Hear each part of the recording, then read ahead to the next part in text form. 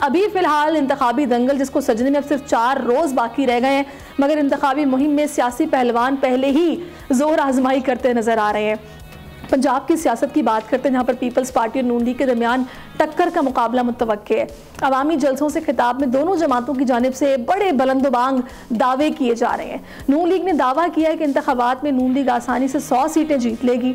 फिर हम देख रहे हैं चेयरमैन पाकिस्तान पीपल्स पार्टी बिलावल भुट्टो ने कहा है कि हम विफाक में पीपल्स पार्टी की हुकूमत बनाएंगे, मगर इसके लिए पीपल्स पार्टी को पंजाब से ज़्यादा नशिस्तें हासिल करना होंगी। अब देखना यह है कि सियासी जमातों के दावे वोटर को कितना मुतासर कर पाएंगे।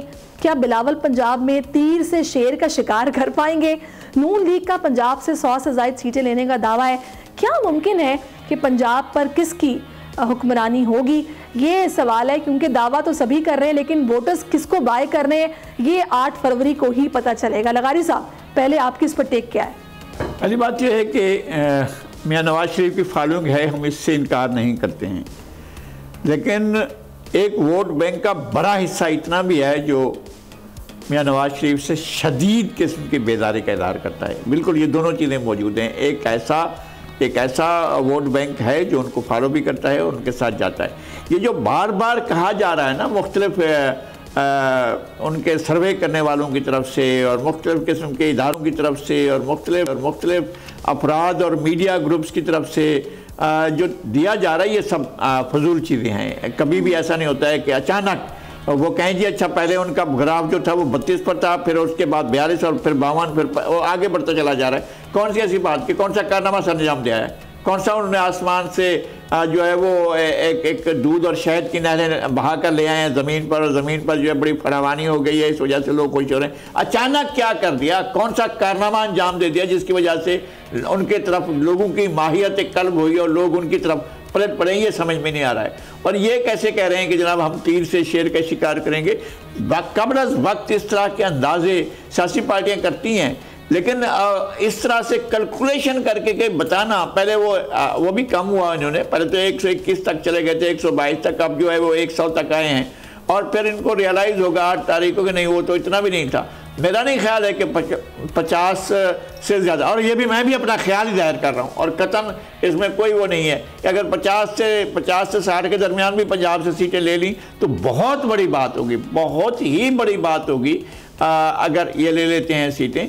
इसी तरह से एक आज़ाद ग्रुप जो पीटीआई का जो एक बहुत बड़ा वोट बैंक है वो आज़ाद के तौर पर लड़ रहे हैं, वो भी एक बड़ी सीटें हासिल करेगा, इसमें कोई शक नहीं है। पीपल्स पार्टी सीटें हासिल करेंगी और पहले से 2013 और 2018 के इलेक्शन से पीपल्स पार्टी पंजाब में ज़्यादा नहीं कहीं ज़्यादा सीटें लेगी, ये साफ नज़र आ रहा है। देखते हैं आगे क्या होता है।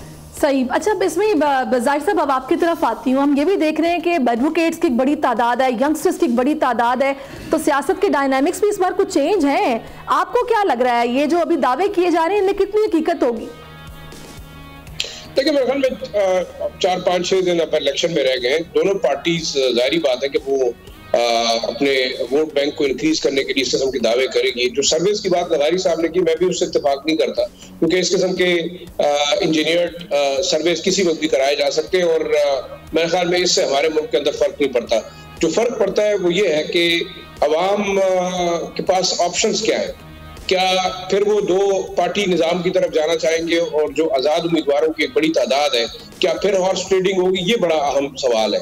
और दोनों पार्टीज ये दावा कर रही हैं कि वो एक दूसरे का साथ नहीं देंगे। जैसे बिलावल साहब ने ज़रदारी ने बड़ा ओपनली कह दिया कि वो कोalition गवर्नमेंट में नहीं जाएंगे पीएमएलएन के साथ। पीएमएलएन दूसरी तरफ मेरे ख्याल में अपने कोalition पार्टनर्स की तरफ देखी जो ऑल ओवर पाकिस्तान होगी। लेकिन जैसे लगारी साहब से मैं इत्तेफाक करूंगा कि पीएमएलएन शायद इतनी ज्यादा सीटें ना ले सके, और जिस तरीके से पीपल्स पार्टी जो है वो पेनिट्रेट कर रही है पंजाब में, उसके बारे में प्रेडिक्ट करना ही मेरे ख्याल से मुश्किल है। लेकिन दोनों पार्टीज के अलावा हमने अब ये देखना होगा कि जो आजाद उम्मीदवार हैं तहरीक इंसाफ के, जो अपने आप को दावेदार समझते हैं, वो कितनी सीटें लेके आते हैं और उनका झुकाव किस तरफ होगा, क्योंकि ये एक बड़ी दिलचस्प सूरत हाल पैदा होगी। और ये आजाद उम्मीदवार शायद अवाम के लिए एक तीसरा ऑप्शन है, क्योंकि बार बार जैसे समझ रहे हैं। और तीसरा जो बड़ा अहम इशू है वो है इस वक्त जो हालात पैदा हो रहे हैं, क्योंकि जिस तरीके से तहरीक इंसाफ के चेयरमैन को सजा दी गई तोशाखाना में, फिर उसके बाद साइपर केस में, फिर साथ साथ दूसरा बीबी वाले केस में,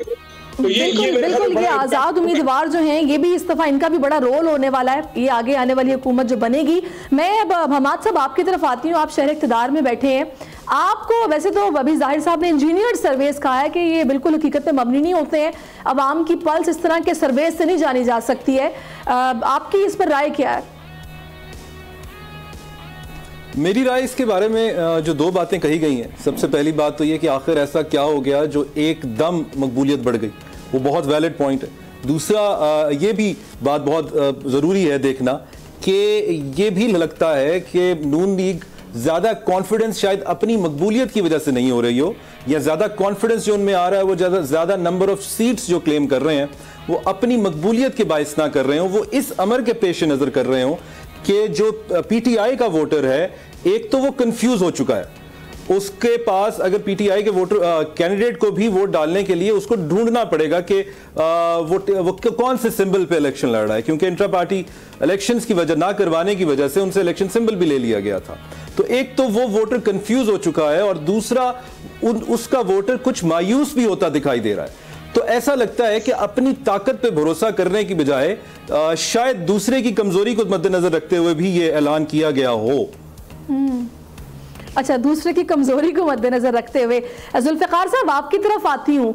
वैसे तो तमाम ही जमातें ये दावा कर रही हैं कि वो एक से बढ़कर एक तगड़ी है। पहले तो हम एक अरसे तक लेवल प्लेइंग फील्ड का शोर सुनते रहे, उसके बाद फिर ये प्रोपेगेंडा खत्म हुआ, फिर एक विनिंग हॉर्स बन के एक जमात हमारे सामने आ गई, वो पता नहीं प्रोपेगेंडा उनके हक में गया या फिर उनकी मुखालिफत में गया। अभी जो माहौल बना हुआ है आप क्या देख रहे हैं? देखिए, पॉलिटिकल पार्टीज अंदर जानती हैं कि वो कितना उनको अवाम में पज़ेराई है, लेकिन वो दावे बड़े इसलिए करते हैं कि अगले अपने मुखालिफ को मरूब करने के लिए, अपने मुखालिफ को दबाने के लिए, लोगों को कंफ्यूज करने के लिए, लोगों को ये बताने के लिए। देखिए, मैं किसी मोहल्ले में गए तो उन्होंने कहा कि जी हम शहर में बड़ा मकबूल हैं, तो वो मोहल्ला जो है वो अट्रैक्ट करता है उनको, वो कहते हैं कि हाँ भाई ये वैसे मकबूल हैं, तो इन्हीं को वो इन्हीं की तरफ जाया जाए। नून लीग का अपना एक वोट जरूर है, क्योंकि उनका जब पीटीआई के और उसके हक में जितना बहुत ज्यादा है, तो अभी थोड़ी सी चीजें हुई कंफ्यूज कर दी, उस वक्त उनको उनके जलसे वो जरूर उनके वो हैं। पीपल्स पार्टी जो है वो जाहिर है कोशिश कर रही है, वो भी ये कह रही है कि हम हुकूमत बना लेंगे, मैं वजीर आजम बन जाऊंगा, बिलावल कह रहा है। उसकी बहन आसफा जो है वो सिंध में दौरे कर रही है कि उसको वो वजीर आजम बन जाएगा, हम ये कर देंगे। तो ये दावे सब पॉलिटिकल पार्टीज करते हैं दावे, और जबकि पीटीआई के अगर उन लोगों को आप सुन लें वो बिल्कुल ही कहते हैं कि कुछ भी नहीं है, ये सारे झूठ कह रहे हैं, सब कुछ वो है, वो उनका वही बयानिया कि ये सारे चोर हैं, इकट्ठे हो गए हैं और सारा कुछ। बहरहाल ये वक्त बताएगा कि क्या हुआ है। अगर सीट उन्होंने 100 से ज्यादा लेनी भी होगी, वो तो वैसे कह रहे हैं, लेकिन ये है कि वो 50-40 कोई सीट ना कुछ जरूर ले जाएंगे, इसलिए कि असल मुकाबला अगर आप देखते हैं कि आईपीपी प्लस नून लीग मुखालिफ उनके पीटीआई है। कुछ जगह पर जो है आपके जो साउथ पंजाब में कुछ जगह है जहां पर वो पीपल्स पार्टी कोशिश कर रही है दरार डालने के लिए, ये फैसला तो अब आवाम ने करना है, बिल्कुल ये पेनिट्रेट भी कर रही है और कोशिश की जा रही कि मैनिफेस्टो जो है ना वो आवाम किसी तरीके से बाय करें और उनके हक में वोट डालें, लेकिन नतीजा क्या होगा ये तो 8 फरवरी को ही पता चलेगा। सब्सक्राइब करें और बेल दबाएं ताकि कोई खबर रह न जाए।